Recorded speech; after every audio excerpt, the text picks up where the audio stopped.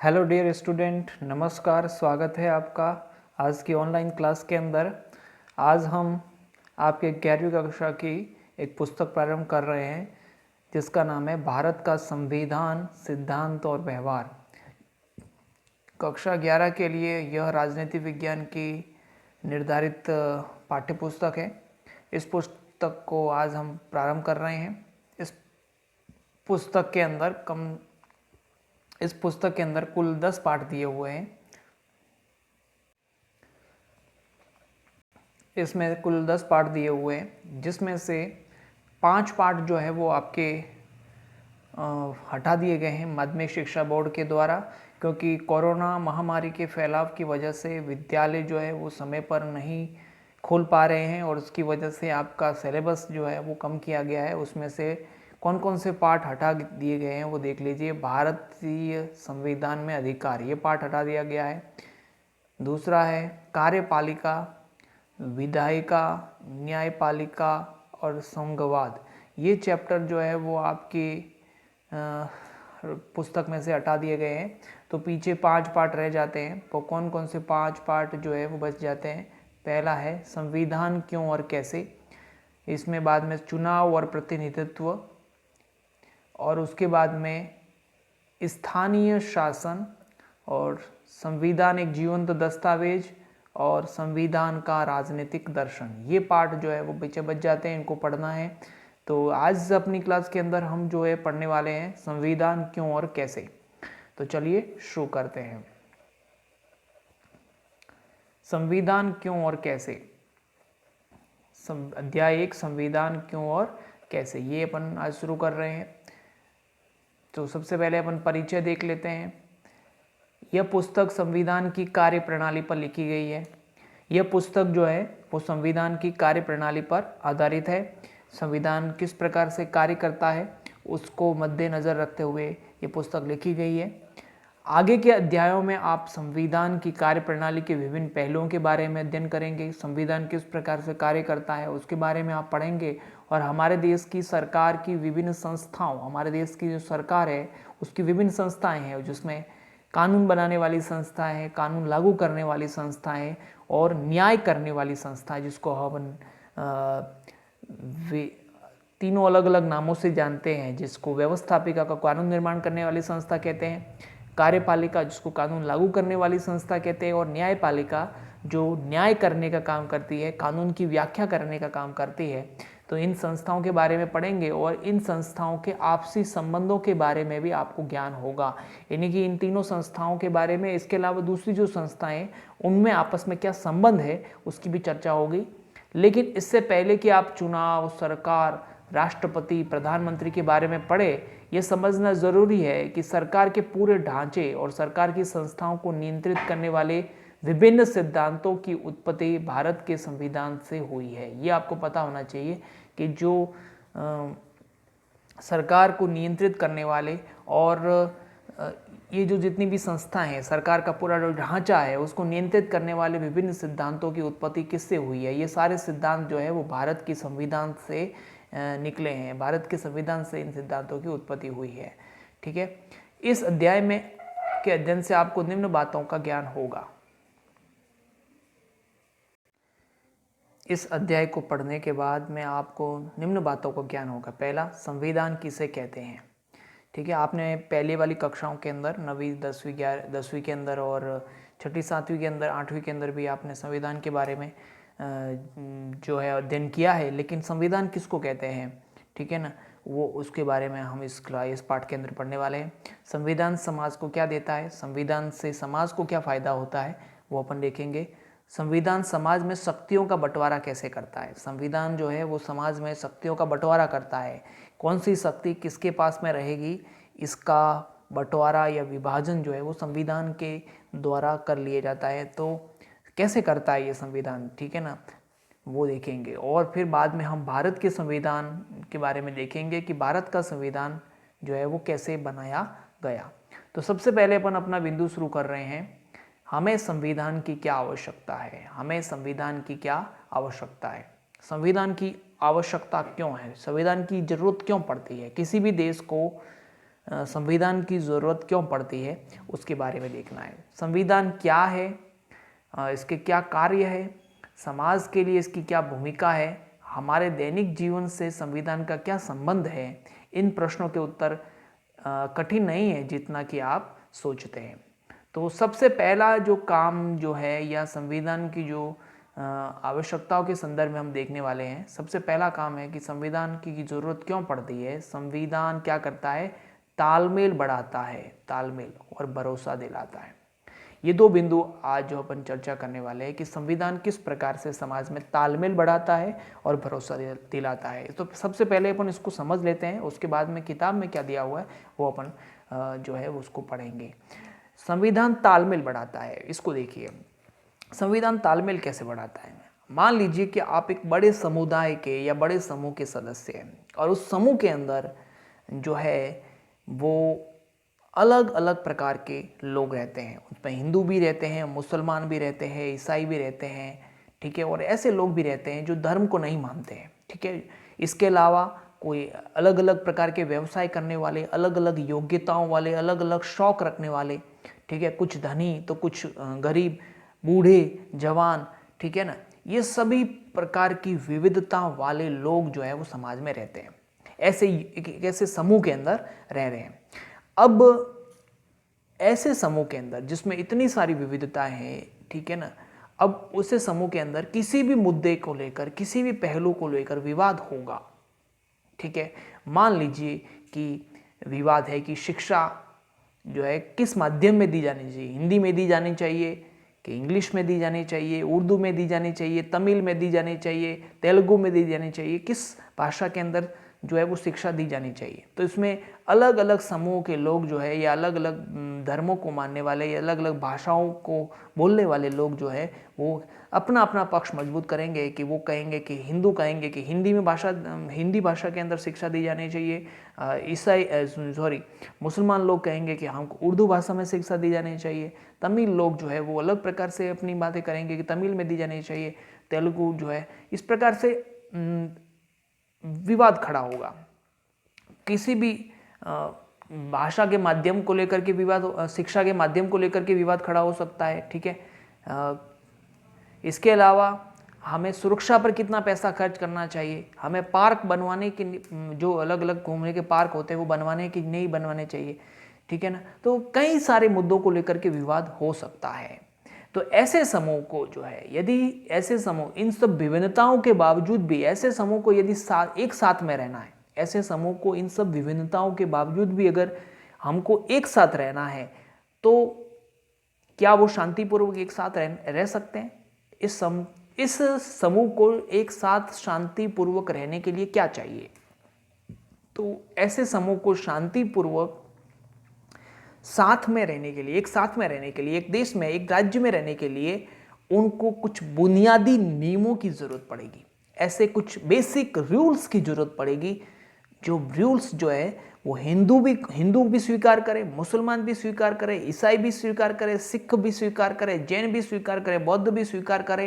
प्रत्येक व्यक्ति उसमें रहने वाला जो है, उस समूह के अंदर रहने वाले लोग हैं, वो उन बुनियादी नियमों को स्वीकार करे, उन बुनियादी नियमों पर सहमत हो जाए, ठीक है। तभी जाकर के वो लोग जो है वो आपस में विवाद रहित, ठीक है, निर्विवाद रूप से साथ में रह सकते हैं, ठीक है। तो ये नियम जो होने पर ये जो जितनी सारी विविधता है, उन विविधताओं में क्या हो जाएगा, तालमेल आ जाएगा, एक रूपता आ जाएगी। सभी लोग जो है वो क्या हो जाएंगे, एक साथ में रहने लग सकते हैं, उनमें समन्वय आ जाएगा। साथ साथ में विश्वास भी होना चाहिए। मैंने पहले बताया था कि संविधान तालमेल बढ़ाता है और विश्वास दिलाता है, विश्वास का निर्माण करता है। आज अपन अपने ही भारत के उदाहरण ले या किसी भी देश का उदाहरण ले, जब पुलिस किसी को पीटती है, पुलिस किसी को पीट रही है, तो कोई भी सामान्य व्यक्ति यही अंदाजा लगाता है कि उसने कोई न कोई अपराध किया होगा, ठीक है, इसलिए उसको दंडित किया जा रहा है, ये हमें विश्वास है, ठीक है ना। क्योंकि वो जो पुलिस है वो किसके द्वारा नियुक्त है? सरकार के द्वारा नियुक्त है। उसको नौकरी किसने दी है? सरकार के द्वारा, सरकार के नियमों के अधीन रहते हुए। और सरकार किसके द्वारा बनी है? संविधान के द्वारा, संविधान के बताए हुए नियमों के आधार पर सरकार बनी है। ठीक है, तो सरकार के बनाए हुए नियमों के आधार पर सरकार बनती है। सरकार के आधार पर पुलिस को निर्माण किया गया, पुलिस किसी को दंडित कर रही है तो हमें विश्वास है कि ये क्या है, इसने किसी न किसी प्रकार का कोई अपराध किया होगा। ठीक है, तो संविधान जो है वो बहुत जो एक ऐसे बुनियादी नियमों का समूह है। संविधान एक बुनियादी नियमों का समूह है, कुछ बेसिक नियम है, ठीक है ना, उनका समूह है जो समाज में क्या करता है, अलग अलग विविधता वाले लोगों के बीच में तालमेल बढ़ाने का काम करता है और साथ में विश्वास को बनाने का काम करता है। उनमें विश्वास को बनाने का काम भी जो है वो संविधान के द्वारा किया जाता है। ये आपको याद रखना, संविधान का पहला काम है, संविधान जो है वो क्या करता है, संविधान जो है याद रखना है। संविधान किसे कहते हैं ये भी आपको याद इसकी आंसर यही होगा। संविधान क्या है? संविधान का पहला यह काम है कि वह बुनियादी नियमों का एक ऐसा समूह उपलब्ध कराता है या कराए जिससे समाज के सदस्यों में एक न्यूनतम समन्वय और विश्वास बना रहे। समाज के विभिन्न लोगों के बीच में तालमेल, समन्वय, तालमेल को समन्वय बोलते हैं, और भरोसा दिलाता है, यानी कि विश्वास निर्माण करता है। तो अब इसमें किताब में क्या दिया हुआ है वो हम पढ़ लेते हैं। कल्पना करें कि आप एक बड़े समूह के सदस्य हैं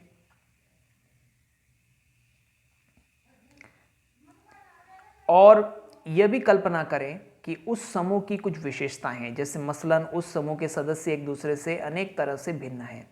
उनकी अलग अलग धार्मिक निष्ठाएं हैं, उनमें कुछ हिंदू है, कुछ मुसलमान है, कुछ ईसाई है, कुछ ऐसे भी है जो किसी धर्म को नहीं मानते हैं।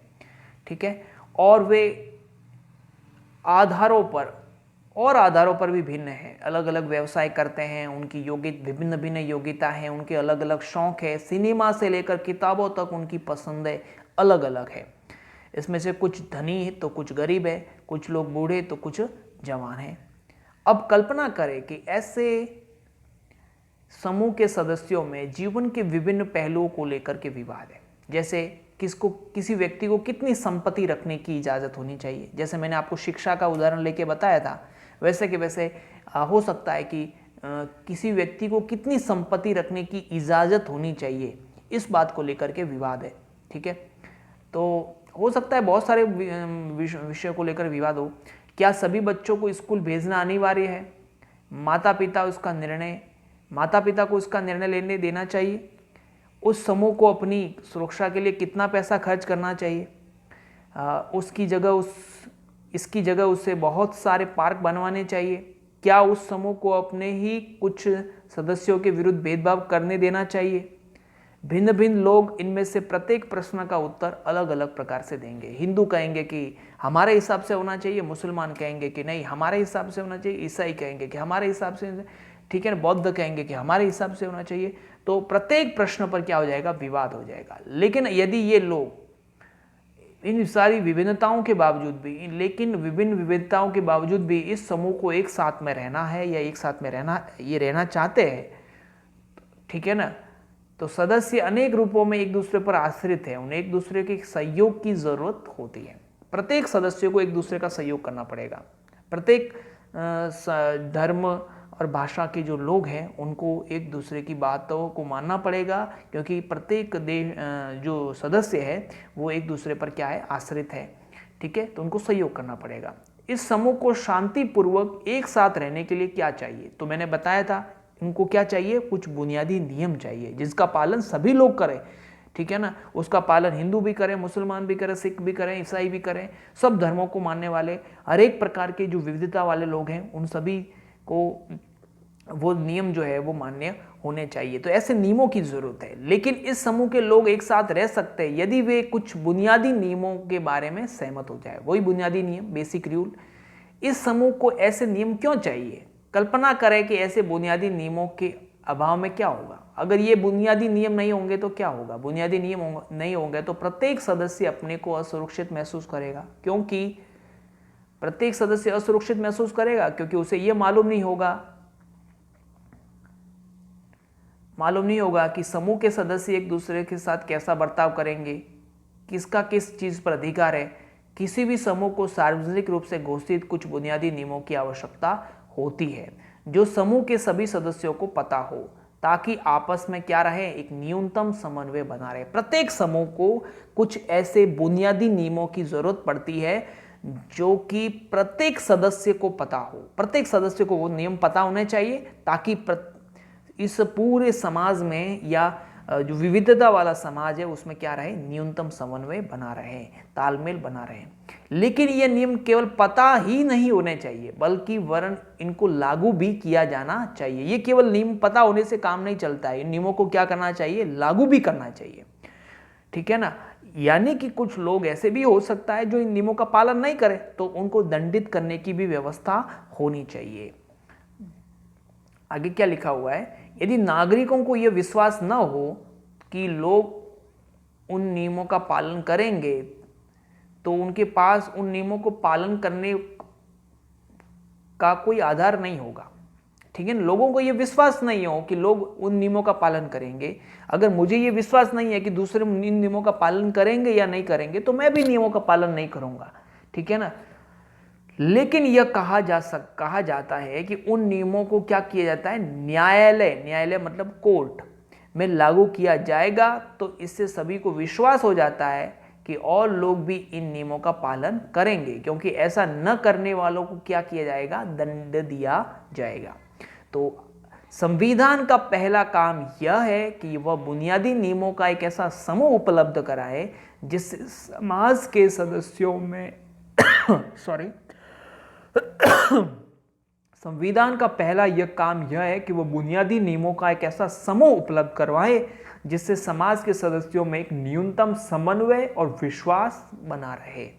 तो यह है आपका पहला बिंदु कि हमारे संविधान की जरूरत क्यों है, हमें संविधान की आवश्यकता क्यों है। उसमें पहला है, संविधान तालमेल बढ़ाता है और भरोसा दिलाता है। अलग अलग विविधताओं वाले जो लोग हैं उनके बीच में तालमेल बढ़ाने के लिए, ठीक है ना, कुछ नियमों की जरूरत पड़ती है। और ये नियम ही क्या कहलाते हैं, संविधान कहलाते हैं। या ये नियम कौन उपलब्ध कराता है हमको, संविधान दिलाता है।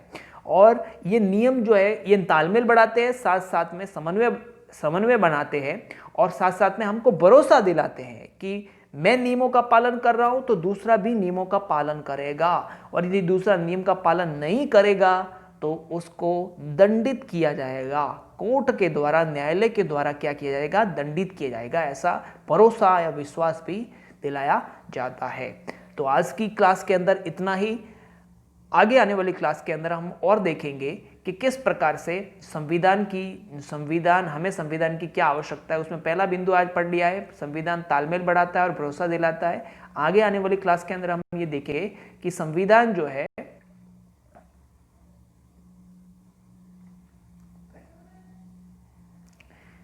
वो निर्णय निर्माण की शक्ति की विशिष्टता है, यानी कि निर्णय निर्माण करने की शक्ति किसके पास में रहेगी, निर्णय कौन लेगा। ठीक है ना, निर्णय कौन लेगा, निर्णय लेने की शक्ति किसके पास में रहेगी, यह निर्धारण भी कौन करता है, संविधान करता है। संविधान में यह लिख दिया जाता है कि कौन सी संस्था जो है वो नियम बनाएगी, कौन सी संस्था कानून या नियम लागू करेगी और कौन सी संस्था जो है वो जो है न्याय करेगी। ये सारी बातें जो है वो संविधान में लिख दी जाती है। तो इस बिंदु को पढ़ेंगे कि निर्णय निर्माण करने की शक्ति किसके पास में रहेगी, यह भी संविधान बताता है। ठीक है, तो आज की क्लास में इतना ही। धन्यवाद।